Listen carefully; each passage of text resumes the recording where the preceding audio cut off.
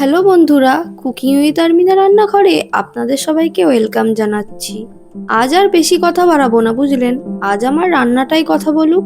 খুব সাধারণ একটা রান্না, কিন্তু এর স্বাদ একেবারে অস্বাভাবিক।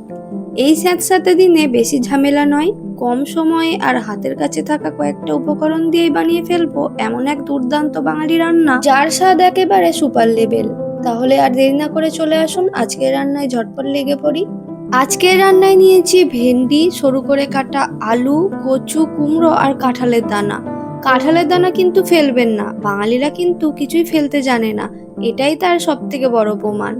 সঙ্গে আছে 8 থেকে 10টা চিংড়ি মাছ, 4টে কাঁচা লঙ্কা আর 1.5 চামচ সর্ষে। কড়াইতে 2 টেবিল চামচ সর্ষের তেল গরম করে সামান্য নুন, হলুদ আর জিরের গুঁড়ো দিয়ে চিংড়িগুলো দিয়ে মাত্র 30 সেকেন্ড হালকা করে ভেজে তুলে রাখছি। বেশি কিন্তু ভাজবেন না, তাহলে চিংড়ি আবার শক্ত হয়ে যাবে, খেতে কিন্তু একদম ভালো লাগবে না।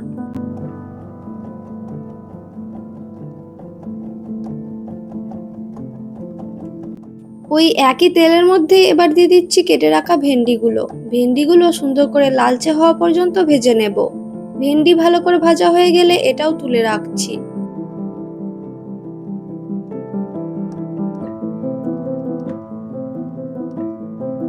এবার প্রয়োজনে কড়াইতে আরো একটু সর্ষের তেল দিয়ে দিচ্ছি। তেল গরম হয়ে গেলে দিয়ে দিচ্ছি গোটা জিরে ফোড়ন। জিরে থেকে সুন্দর একটা গন্ধ বেরিয়ে এলে দিয়ে দিচ্ছি আলু, কচু আর কাঁঠালের দানা। আর বাকি যে সবজিগুলো আছে সেগুলো দিয়ে দিচ্ছি, তবে কুমড়োটা এখনই দেব না। সবজিগুলোতে আগে থেকে সামান্য নুন দিয়ে দিচ্ছি, ভালো করে ভেজে নিচ্ছি। এখানে একটা ছোট্ট বিষয় মনে রাখবেন, সবজিগুলো একেবারে পুরোপুরি সেদ্ধ করার দরকার নেই, প্রায় 70% মতো ভেজে নিলেই হবে। সবজিগুলো মোটামুটি ভাজা হোক, ততক্ষণে আমি এখানে রান্নার আসল স্বাদটা তৈরি করে নিচ্ছি।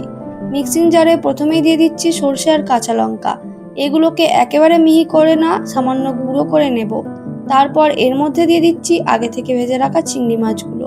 সামান্য জল দিয়ে এবার সবকিছু একসঙ্গে ভালো করে বেটে নিচ্ছি। তৈরি হয়ে গেল আমাদের সর্ষে চিংড়ির দারুণ সুন্দর একটা পেস্ট। এদিকে কড়াইতে সবজিগুলো বেশ ভালোভাবে ভাজা হয়ে এসেছে। আলু আর কচু যখন প্রায় 70% সেদ্ধ হয়ে যাবে, তখনই দিয়ে দেবো কুমড়ো। কুমড়োটা কিন্তু শুরুতেই দেবেন না, কারণ কুমড়ো খুব তাড়াতাড়ি সেদ্ধ হয়ে যায় এবং আগে দিলে একেবারে গলে যেতে পারে। তাই অন্য সবজিগুলো যখন একটু শক্ত থাকে তখন কুমড়ো দিলে সবকিছু একসঙ্গে সুন্দরভাবে রান্না হবে।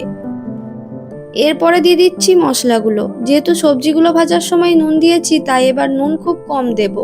দিয়ে দিচ্ছি প্রায় হাফ চামচের মতো লবণ, আধা চামচ হলুদের গুঁড়ো, সামান্য জিরের গুঁড়ো আর 1 চামচ আদা রসুন বাটা।